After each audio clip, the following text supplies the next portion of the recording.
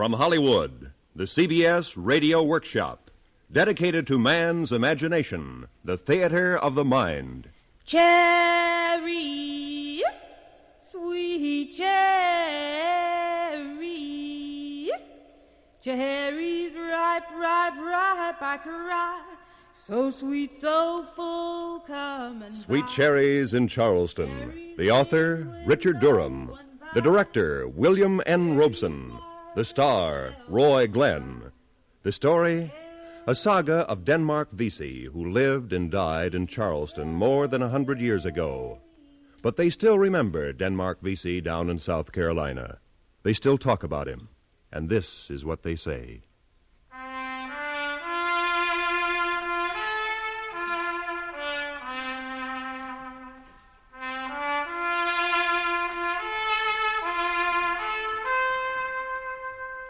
They say he walked as though he was the only free man in the courtroom. They say he walked as though the world watched him. They say a gamble was the beginning of it. A gamble one night at a carnival when he bought a $20 play on a lottery wheel. She's stopping on number 6, 7, 8, 9 blue. Number 9 pays 100 to 1. Now, who's got number 9, folks? No one's got number 9. I got it. You got number 9, fella. Yeah, how much am I worth? A number in sight saves a fight. Show it. Here you are. A name goes with it. Denmark Vesey. Vesey? Say, you're Captain Vesey's slave, ain't you? I am. Now, I wonder what'd happen, say, if I just refused to pay off a slave. And I wonder what'd happen, say, if I should take a barker's neck between my fingers like this broomstick and snap it. They'd hang you, you know. I'll gamble on it. I always gamble heavy. All right, how much am I worth? $2,000. Take it and get out of here. They say Denmark wrapped his money in a cotton sack, went to see a lawyer, then went aboard his ship to see his master, Captain Vesey. Denmark? Denmark, is that you? Yes, Master. What do you want? Master, how much am I worth? Oh, it's that talk again, huh? I warned you once, Denmark. I warn you again. Get those ideas out of your head. I'm asking... I'm telling you. This craving for freedom is a sickness. It's unbecoming to a slave. But, Master... It's those books you read that turn your head. I watch you talk to slaves in the market. You read to them from the Bible. You read Tom Paine and Jefferson. You tell the slaves that all men are brothers and born equal, huh? Nonsense. No, it ain't, Master. I know what you're up to. I know you working in your spare time for other masters. You get $50 here, quarter there. You hope to save enough to buy your freedom. You know how long that would take you? A very long time. Methuselah could not live so long. I need money, too. I know how hard it comes these days. Then why don't you sell me? Where could I get your price? How much am I worth? Even at your most stubborn, you are a capable man, Denmark. You are worth at least $2,000. Here's $2,000. Denmark, where? Here's a set of release papers. Will you sign them? Sign? Yeah, you need the money. Yeah, you're sure? I need my freedom. $2,000. I talk hard, but I'm not a hard man. And I know you find a way to escape if I didn't let you go. I see it in your eyes. Somehow I feel like I am releasing a tornado. Here are your papers. Well, what will you do with this freedom? What do you do with this money? I use it to help those I love, my wife, my children. I use my freedom to help those I love. Yeah, I know. You in love with that girl who sells cherries in the marketplace, huh? But her master will never set her free. Never. So what good will your freedom do her, huh? Denmark, get below and sweep up my cabin. You asking me or ordering me? You. Right away you begin. You know, Denmark, it's strange to have owned a man's body for 20 years, not to know the first thing about his mind. All right, go, Denmark. You're free.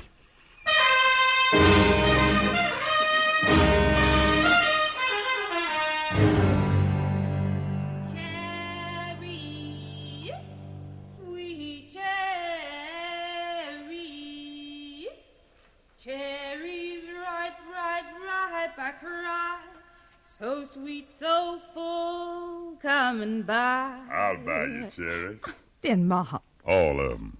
how can you afford cherries? Yesterday I was a slave, Annie. Today I'm a free man. Then it's true about your luck. That can be the same kind of luck for you, Annie. You talk like a jackass. Where'd I get enough money to buy myself? Oh, it ain't the money alone that makes a person free. Money did all right by you. In a gamble. And I know a bigger gamble. Would you gamble? If the stakes were right. If the stakes was freedom. If I could show you that every slave in Charleston is ripe to rebel, to build a new life where all men are equal, where a man could marry the woman he loved without fear of having her torn from him in the night, or sold from out of his arms, would you gamble for that? Are my cherries red? Blood red. My stakes are in.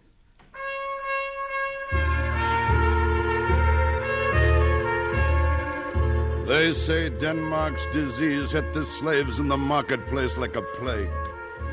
They say he believed no slave was immune to it, and so he risked telling his plan to the well-kept and contented foreman of slaves of Colonel Potter, who had never been hungry, never been whipped, but had never been free.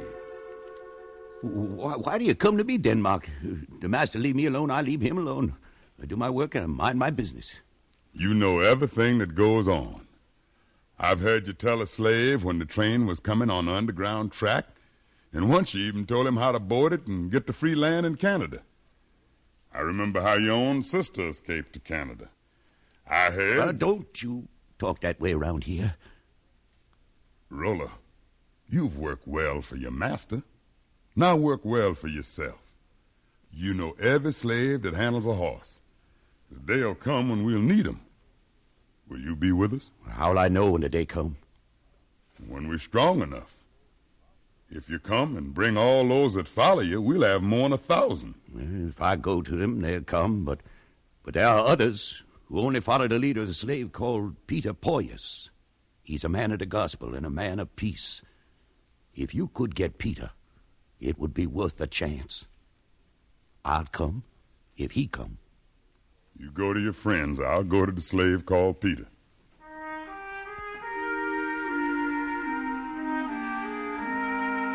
They say Denmark opened the Bible that evening and read through the night. Read Exodus and Leviticus, Joshua and Job. And in the gray morning before dawn went to the cabin of the slave Peter. Come marching in. Oh, when the saints come marching in. Oh, Lord, I want to be in that number. Morning, Peter. Well, morning, Denmark. Peter, I've been reading the Bible all night. I read it every night, Denmark. I've been reading the words of Ezekiel and of Zechariah. Yeah, I know the words of Zechariah. Then you know he said, Behold, the day of the Lord cometh, and thy spoil shall be divided in the midst of thee. For I will gather all nations against Jerusalem to battle, and the city shall be taken. Charleston is Jerusalem. Is that why you bought your freedom? That's why I live. That's why I come to you. Denmark, I'm against violence. My God and I are against bloodshed. Are you against slavery? I'm against destruction and hatred. My God is against setting one man against another. Is your God against slavery? God's against it. Then how's he going to cure it? Can he reach the hearts of the slaveholders? Their hearts are made of stone. Don't it say somewhere that the Lord helps them that helps themselves? Denmark? The Lord warned Gideon once to be careful about the men he picked to lead his army. There may be a Judas among the slaves. You ain't no Judas. You just pick out those you can trust. My followers will come, but there are those who don't follow me. There are the superstitious ones who follow Gulla Jack. Gulla? That witch doctor that sells spells and charms? My son, in a revolution, one looks for the honest, not the honored. Some say Gulla Jack is crazy. Some say he's wise, but I know he's honest. Go to him.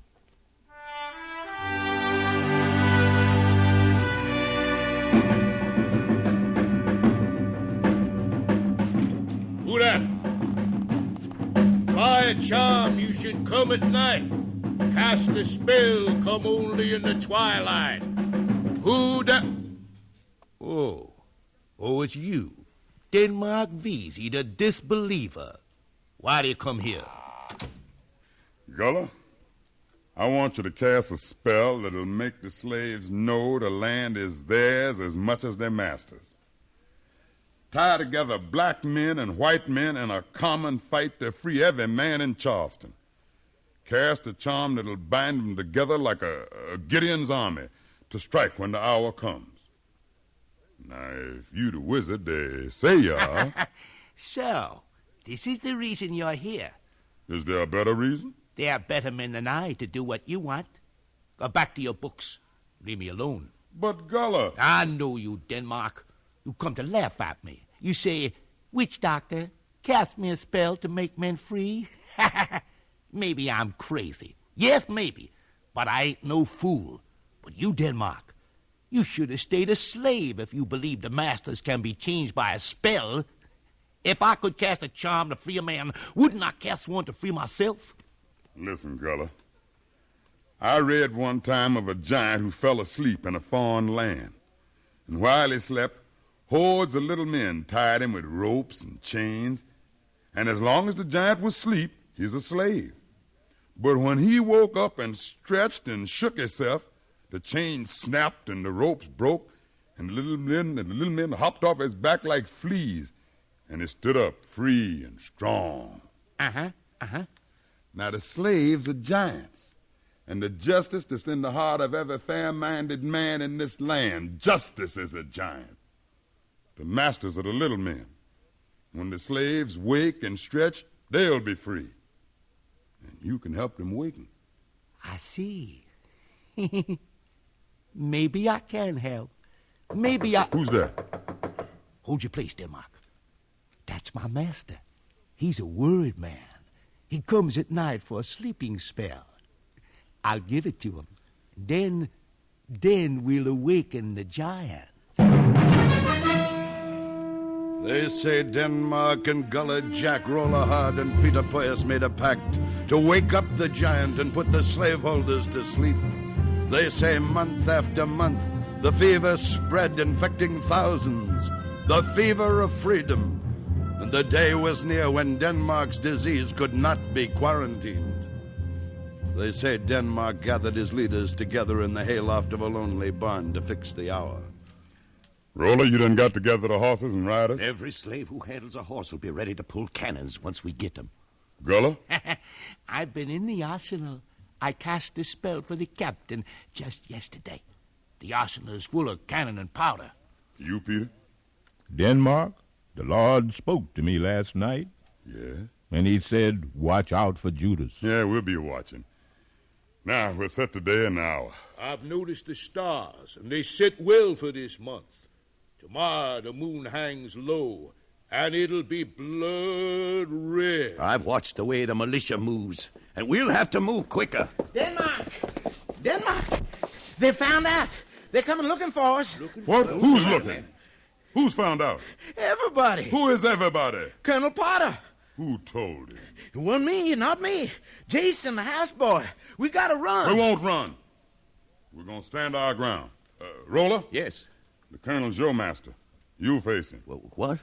Yeah, I can see him coming from here. The colonel, his guards, and the houseboy. Go down and meet him, Roller. Why? You gotta face your accuser. You gotta out-talk him or we'll all hang. Now go on. Shall I cast a charm for Roller? Let Roller cast his own charm. Go on down, Roller. Face him. They say Denmark waited in the loft while Roller climbed down the ladder and walked to the door to face his accuser. They say at that moment the colonel had the revolt resting at his gunpoint. Master, come in. You needn't say master to me anymore. When this is done, you'll be dead. Dead? Yes, dead. Jason told me about the plot. Before you die, you'll give me the name of every leader and recruit in your rebellion. What are you talking about, Master? Jason? Yes, Master? Jason, tell Roller what you overheard. I heard him say he'd get men to burn the plantations. Some slaves would escape to Canada, and others would go about the land free and the unfree. That's the way he put it. Well, Roller? I feel sorry for poor Jason. Feel sorry for yourself. And I feel sorry for you, Master, for believing him. You know Jason's run off twice. What's that got to do with you? I won't argue with him. Don't deny he's telling the truth. I don't deny I'm the best slave you got. I've worked harder and earned more for you than Jason, haven't I? You've done that? I'm the best treated slave in Charleston. I've never complained or asked for anything. Have I? No, you haven't. Then wouldn't it seem I like my slavery, that I love my master? It seems a sane, logical man would. If you kill me, who'll handle your crops as well as I do? Who'll earn money for you the way I do? You'll never give me trouble. It don't seem natural you'd start now. No, Master, it don't. Jason? Yes, Master? I'm going to teach you a lesson for trying to stir up trouble. But, Master... Guard, take him to the yard. 30 lashes. I didn't do nothing. And Roller? Yes, Master. Roller, you'd better be telling the truth, or there'll come a day. Yes, Master. There is coming a day.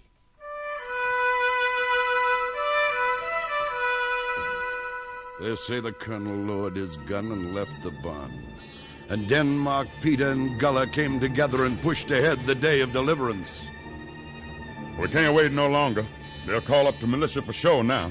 We gotta beat them to the arsenal. We move tonight. If the militia gets there first, should we turn back? This road leads only one way, to liberty or death.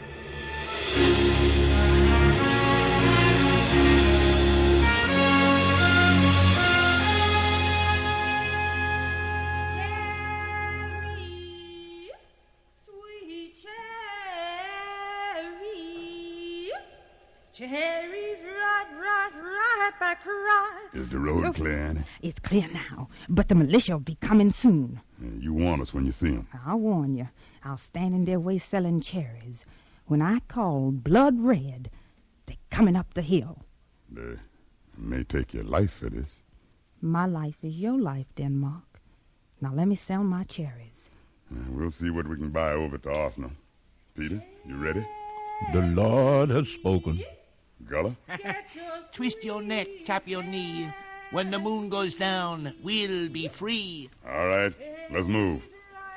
When the moon comes down to blood, oh, when the moon comes down to blood.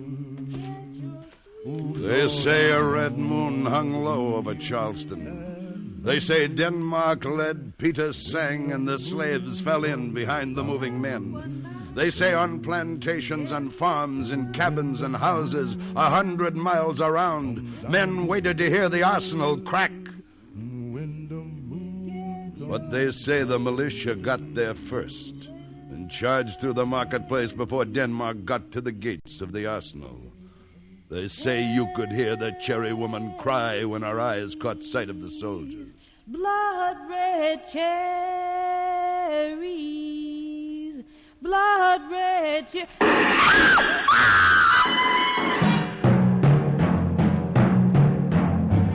They say the shots tore her down like a vine off a tree. Red cherries jumped into the gutter. Red blood shot from the wounded and the dying. Red cherries rolled under the feet of the fighting, the straining, the reaching to be free. They say the reaching fell short. They say the militia took the Oslo. They say they took 100 dead slaves to their grave and 100 leaders to jail. And they took Denmark Vesey to the rack, and at last to court. Denmark Vesey. Yes, Your Honor. Before I pass sentence, do you have anything to say to explain your crimes? I have a word, Your Honor. Speak and be brief. You speak of my crimes, Your Honor. Yet I feel no guilt. On the contrary, I felt to be idle while other men yearned to be free was wrong. So I was not idle. Others talked, I acted. I'd act again. Order! Is that all you can say to explain your treachery? Your Honor, what you call my treachery began when I read the Declaration of Independence, when I read what Benjamin Franklin, Thomas Paine, Lafayette, and Jefferson said and did. And their words warm my blood. They said, each of us belong to each other, even you to me and I to you. Therefore, is there a man born of woman who is not my brother? Is there a woman born of suffering who is not my sister? Is there a price for such humanity? When I was a slave, I discovered my price and I paid it. If today my life is the price I must pay, I shall pay. For somewhere there's another life and another day. Such a day when justice becomes a giant, when to be human becomes a habit.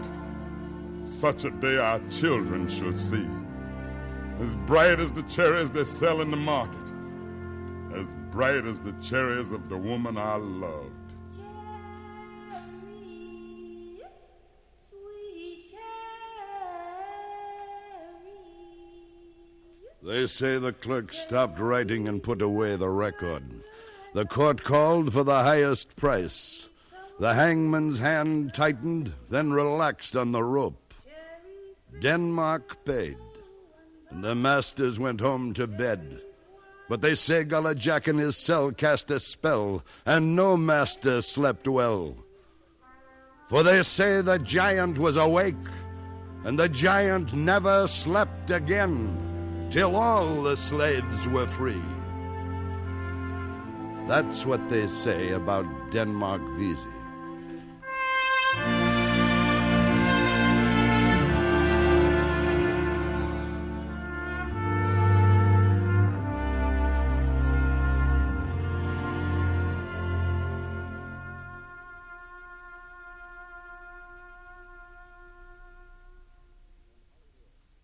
From Hollywood, the CBS Radio Workshop has presented Sweet Cherries in Charleston, written by Richard Durham, with Roy Glenn playing Denmark Vesey. Ted DeCorsia was the narrator, and the music was composed and conducted by Amerigo Marino. Included in the cast were Abby Shuford, Stotts Cotsworth, Eddie Marr, Paul Frees, Corny Anderson, Parley Bear, and Harry Bartell. Next week, the Workshop will present from New York a study of a hit-and-run driver. Death drives a black sedan.